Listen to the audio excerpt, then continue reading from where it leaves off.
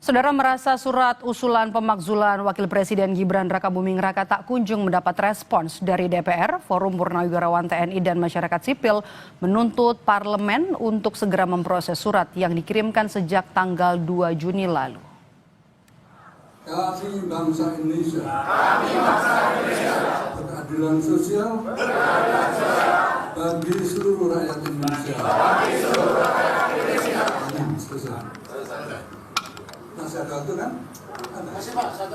Konferensi pers yang digelar sejumlah Jenderal Purnawirawan TNI Rabu siang tadi secara khusus menyampaikan rasa kekecewaan mereka terhadap parlemen karena belum adanya perkembangan dari surat pemakzulan Wakil Presiden Gibran Rakabuming Raka yang sudah diterima Setjen DPR MPR sejak 2 Juni lalu. Purnawirawan mengaku siap pengabaian parlemen atas surat mereka itu akan disikapi serius dengan mendatangi langsung gedung parlemen.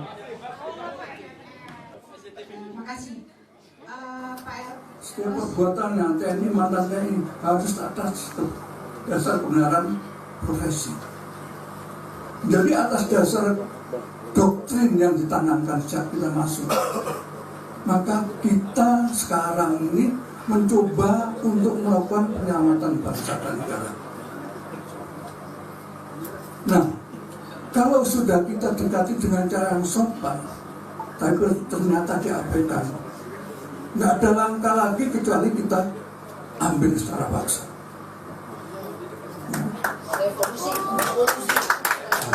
Harus, ya, kita duduk ke MPR Senayan sana.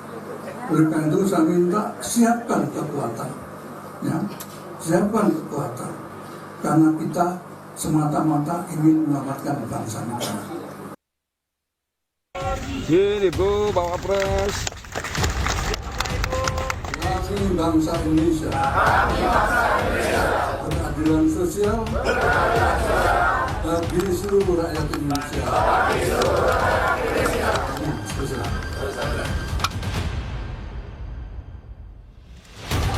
Genap 1 bulan sejak surat usulan pemakzulan Wapres Gibran Rakabuming dilayangkan ke DPR dan MPR, sampai saat ini belum ada kejelasan. Jadi tidaknya DPR MPR memproses kelanjutan surat yang ditandatangani 4 Jenderal Purnawirawan TNI itu. Terbaru, Ketua DPR Puan Maharani mengaku dirinya belum melihat surat pemakzulan Gibran. Namun, politisi PDI Perjuangan itu berjanji dirinya akan berkoordinasi dengan Sekretariat Jenderal MPR maupun DPD untuk memutuskan kelanjutan surat usulan pemakzulan Gibran. Surat belum kita terima karena baru hari Selasa dibuka masa sidangnya, masih banyak surat yang menumpuk. Kita lihat dulu bagaimana dan seperti apa, dan apakah MPR dan DPD sudah menerima. Saya belum berkoordinasi dengan Kesekjenan, belum berkoordinasi dengan Kesekjenan MPR dan DPD. Senada dengan Puan, Wakil Ketua MPR fraksi PAN Edi Suparno juga mengaku masih menunggu hasil kajian Sekretariat Jenderal MPR mengenai surat kiriman Forum Purnawirawan TNI tersebut. Karenanya MPR belum bisa memastikan soal kelanjutan surat tersebut. Kami juga sudah menerima surat itu, tentu kita sedang menunggu hasil kajian dari Sekretariat Jenderal MPR tentang tindak lanjut atau permasalahan yang memang menyangkut surat tersebut. Sebelumnya, sang ayah yang juga Presiden ke-7 Jokowi pernah menekankan soal pemakzulan yang ditujukan kepada putra sulungnya itu. Meski ia mengaku tak sakit hati dengan dorongan pemakzulan Gibran, Jokowi tekankan jika Pilpres di Indonesia bersifat satu paket. Itu dinamika demokrasi kita, biasa saja. Nggak sakit hati gitu Pak? Biasa saja. Ya, pemilihan presiden kemarin kan satu paket. Bukan sendiri-sendiri, kayak di Filipina itu sendiri-sendiri. Selain 2 lembaga legislatif yang memilih irit berkomentar, Presiden Prabowo juga sampai saat ini tidak pernah menanggapi secara langsung gejolak usulan pemakzulan yang diusulkan para sesepuhnya di TNI itu. Tim Liputan Kompas TV.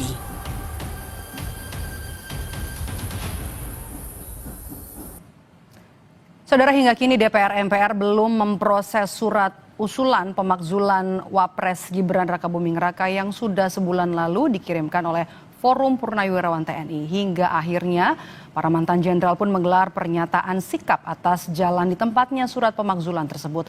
Kita akan bahas petang ini soal pemakzulan Gibran bersama dengan ahli hukum tata negara yang tadi juga turut serta dalam pernyataan sikap di Konvers Forum Purnawirawan TNI. Ada Bung Refli Harun yang bergabung bersama kami lewat sambungan Zoom dan juga sudah hadir di studio Orange Kompas TV Palmerah Wakil Ketua Umum Jokowi Mania Bang Andi Aswan. Selamat petang Bang Andi. Selamat sore Mbak Mai, selamat sore pemirsa Kompas TV Petang, semangat. Oke, ini Bung Refli sudah bergabung juga ya bersama kami lewat sambungan Zoom. Kalau kita lihat tadi Anda ikut, tadi Anda ikut dalam Konvers Purnawirawan. Apa yang sebenarnya pesan utama yang disampaikan dalam pernyataan sikap tadi?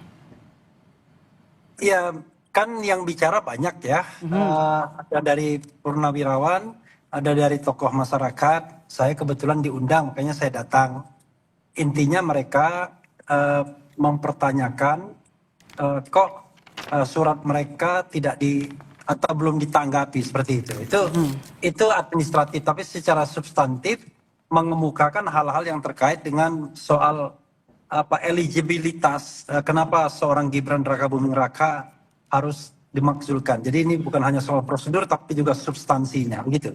Bukan hanya prosedur tapi juga substansi. Tapi kalau kita mendengar jawaban dari dua pimpinan lembaga baik Puan Maharani ataupun juga Edi Suparno dari MPR, kemudian mereka belum membaca surat tersebut. Kemudian Puan juga tadi sempat bilang surat masih menumpuk. Kalau Edi Suparno juga tadi sempat bilang masih akan menunggu sikap dari Kesekjenan. Anda membacanya seperti apa? Apakah ini hanya untuk menghindari atau sebenarnya yang tidak kita lihat ada perbincangan antara dua lembaga ini? Iya, sebenarnya kan kalau kita bicara mengenai pemakzulan Gibran, kita lepas dari soal prosedur dan substansi yang saya katakan tadi ya, walaupun belum saya elaborasikan. Kan ini sangat bergantung kepada konstelasi politik, kemauan politik para elit sesungguhnya. Jadi kalau misalnya surat disampaikan kepada DPR, itu kan lebih pada karena prosedur ketatanegaranya seperti itu. Kalau surat disampaikan kepada MPR karena ujungnya nanti di MPR, ujungnya ya, bukan di depan. Tetapi jangan lupa bahwa yang namanya pemberhentian atau pergantian seorang presiden dan wakil presiden itu bisa dengan dua pintu paling tidak. Satu, pintu pemakzulan atau pemberhentian. Kedua, pintu pengunduran diri. Dan pengunduran diri itu bisa karena eskalasi juga seperti yang terjadi pada Presiden Soeharto Mei 1998 kan. Sehingga intinya adalah kalau saya baca dari Purnawirawan itu, ya mereka menganggap bahwa Gibran tidak layak memimpin Indonesia, satu. Dan selain itu juga ada pelanggaran-pelanggaran yang bisa dianggap memenuhi artikel of impeachment sebagaimana diatur dalam pasal 7A Undang-Undang Dasar 1945. Antara lain perbuatan tercela antara lain. Misalnya Fufu Fafa itu dianggap Roy Suryo tadi hadir juga. Dia yakin 99,9% itu adalah milik Gibran Rakabuming Raka dan Gibran tidak mengakui sampai sekarang. Maka tadi saya juga sampaikan sesungguhnya dia melakukan kesalahan. Pertama adalah kebohongan publik ketika menjabat sebagai wakil presiden tidak mengakui akun Fufu Fafa. Kedua, sebelum dilantik ya kontennya sangat bermasalah akun itu. Itu satu contoh ya. Contoh lainnya ada yang menyebutkan soal dugaan korupsi, soal kemampuan untuk menjadi seorang pemimpin ya, syarat jasmani dan rohani. Ada juga yang mengatakan soal putusan MK tapi tidak terkait lagi dengan proses pemilu tetapi terkait ada dugaan itu yang termasuk dalam poin-poinnya ya Bung Refli. Tanggapannya ya, poin-poin yang mengemuka adalah press conference tadi ya. Ya, terima kasih Mbak Mai ya. Kalau kita melihat apa yang diinginkan oleh ayahanda para purnawirawan ini adalah kehendak sepihak gitu lah. Ya. Apa yang telah dimasukkan di surat permohonan untuk pemakzulan itu ke DPR MPR, ya itu adalah hak konstitusi. Memang harus dilakukan seperti itu. Tidak melalui jalanan, kan seperti itu. Yang kedua ini adalah masalahnya urgensinya apa gitu loh. Untuk mengadakan pemakzulan wakil presiden kita seorang anak muda, yang representatif anak muda, yang dipilih oleh 58% pemilih. Ya, pemilih pada pemilu kemarin. Pasangan satu paket, Prabowo dan Gibran. Itu bukan dipilah-pilah loh, Prabowo, Gibran seperti di Filipina. Ini kan berbeda. Ini kita ini presidensial dan juga adalah satu paket. Kalau dikatakan ada pasal 7A, ya, di mana kesalahannya? Pertanyaan saya. Satu, apakah dia berkhianat pada negara? Apakah dia korupsi? Dan sebagainya. Kan nggak ada itu bukti-bukti yang mengatakan itu. Dan tidak ada putusan pengadilan yang mengatakan itu. Ya, ini kan berkaitan yang masalah adalah MK nomor 90. Itu sudah selesai untuk bicara itu. Ya kan? Kemudian, apalagi sih yang dicari-cari gitu loh. Ya, kalau sudah inilah, ini tidak memberikan contoh yang baik kepada para politikus muda, kepada anak-anak muda Indonesia.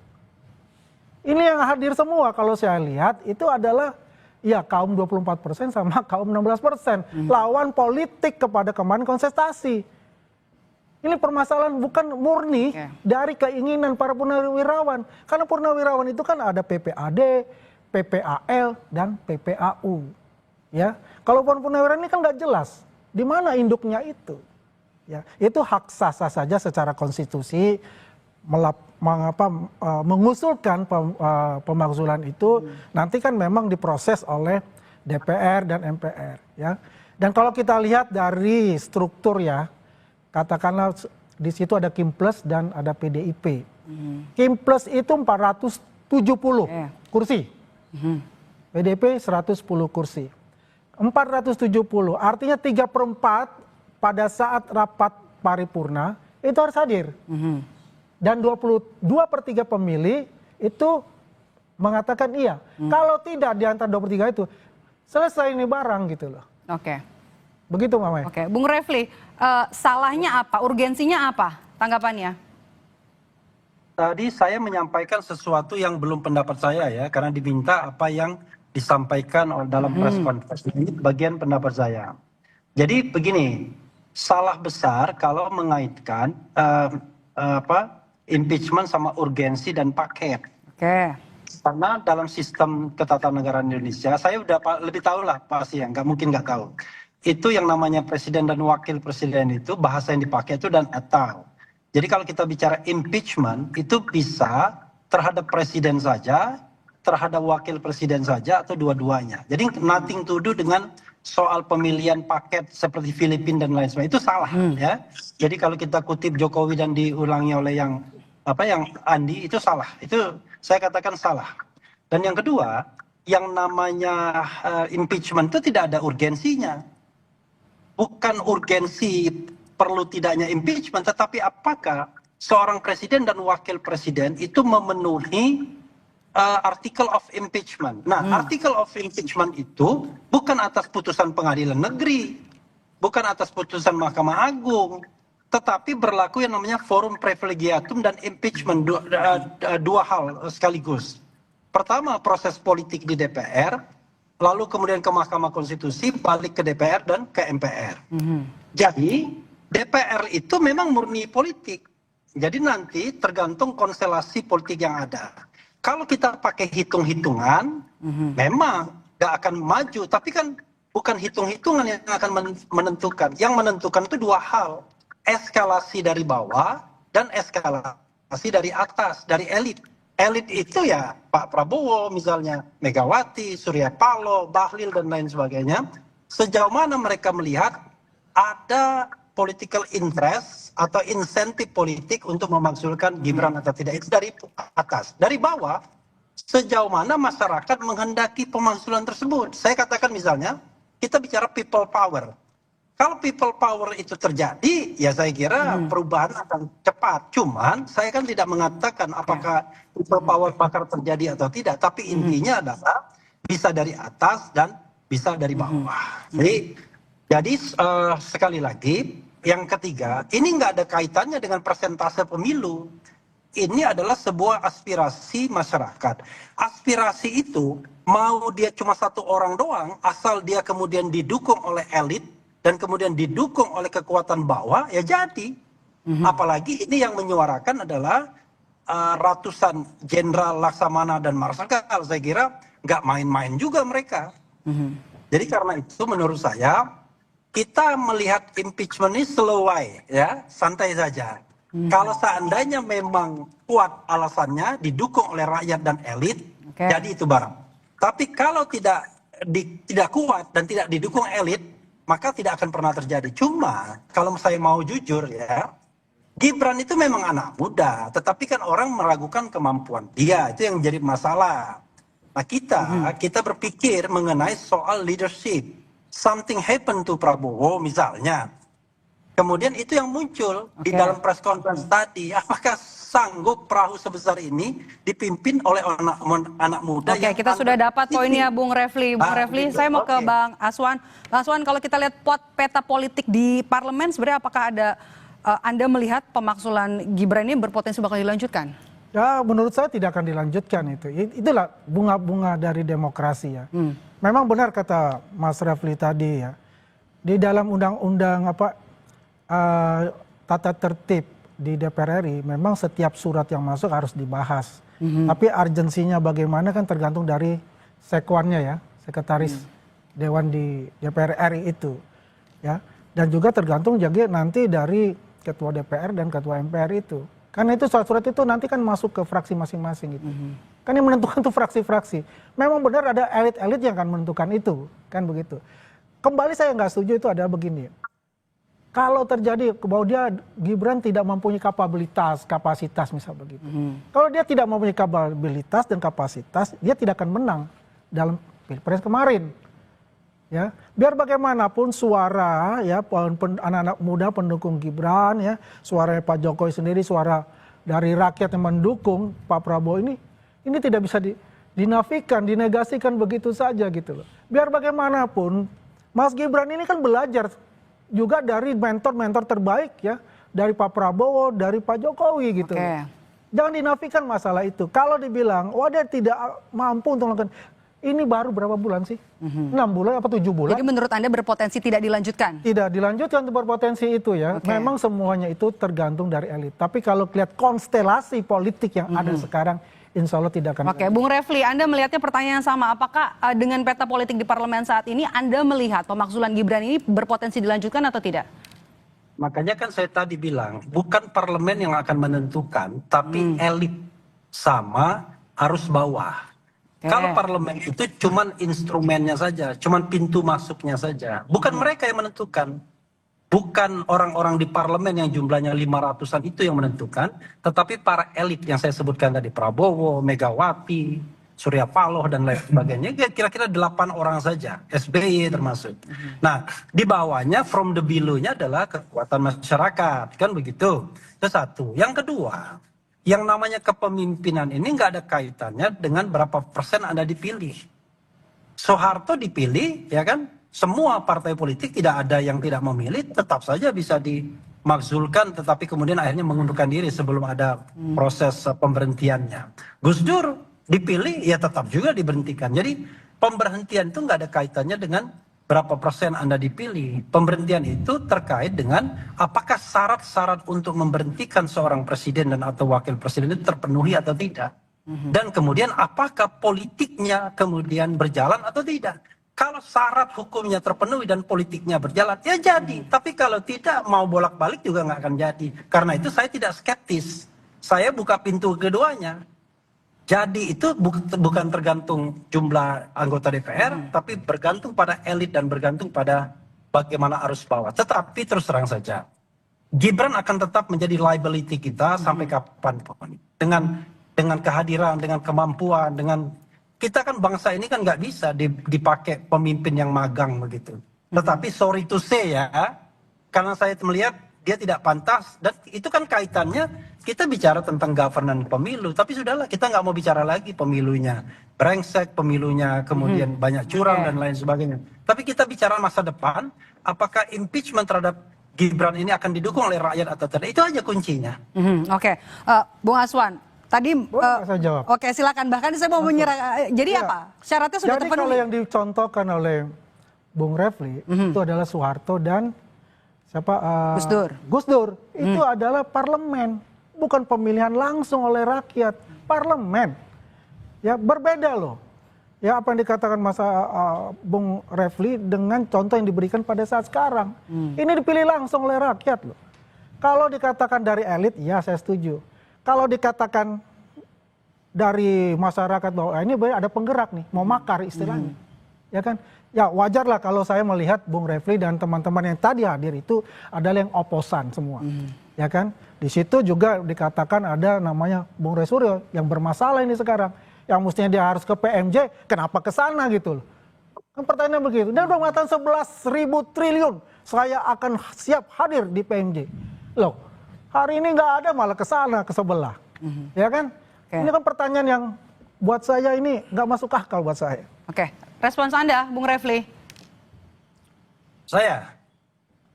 Halo? Iya. Iya, jadi ini salah lagi.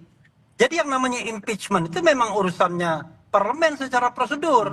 Oke. Mau dulu atau sekarang. Nggak ada kaitannya dengan proses pemilihannya. Cuman bedanya adalah prosedurnya agak berbeda. Kalau dulu pemberhentian presiden hanya MPR saja, sekarang pemberhentian presiden melibatkan DPR, MK, dan kemudian MPR. Jadi nggak ada kaitannya bahwa Anda dipilih langsung kemudian tidak boleh di-impeach. Jadi bacalah konstitusi. Konstitusi itu satu paket, pemilihan presiden langsung disediakan, tetapi pemberhentian terhadap presiden juga disediakan. Jadi tidak ada kaitannya. Dan itu pasal 6 dan pasal 7 berturut-turut pasalnya dalam Undang-Undang Dasar 45. Pasal 6, 7 dan 7A, ya, 7B, 7C. Jadi sekali lagi saya katakan dan tidak ada kaitannya. Roy Suryo tadi saya klarifikasi juga karena saya mendengar secara khusus 11.000% siap datang, tetapi mereka tidak memilih datang, begitu loh. Why tidak memilih datang? Karena ini dianggap ini terkaitan dengan ijazah palsu. Kalau sudah keterkaitan ijazah palsu, mereka sudah diklarifikasi sebelumnya, gitu loh. Dan juga lucu, masa Polda Metro itu mencari-cari kesalahan dengan meminta klarifikasi orang yang mau dibidik. Itu kan namanya kurang kerjaan kalau mereka datang, kan? Gitu. Kalau mereka mau ditersangkakan, mereka ada daya paksa. 2 kali tidak hadir, 3 kali baru bisa dipaksa. Baik. Gitu loh. Baik, terima kasih. Suratnya juga sudah masuk dari Purnawirawan TNI ke DPR dan juga MPR. Kita lihat kelanjutannya seperti apa, pembahasannya apa di 2 lembaga ini. Terima kasih sudah bergabung bersama kami, Bung Refli Harun, Bung Andi Azam sudah bergabung bersama kami di Kompas Petang. Terima kasih, sehat selalu. Usai jeda saudara, kami kembali dengan informasi penyidik Kejaksaan Agung menggeledah kantor dan rumah Direktur Utama Sritex Iwan Kurniawan Lukminto di Jawa Tengah selama 2 hari.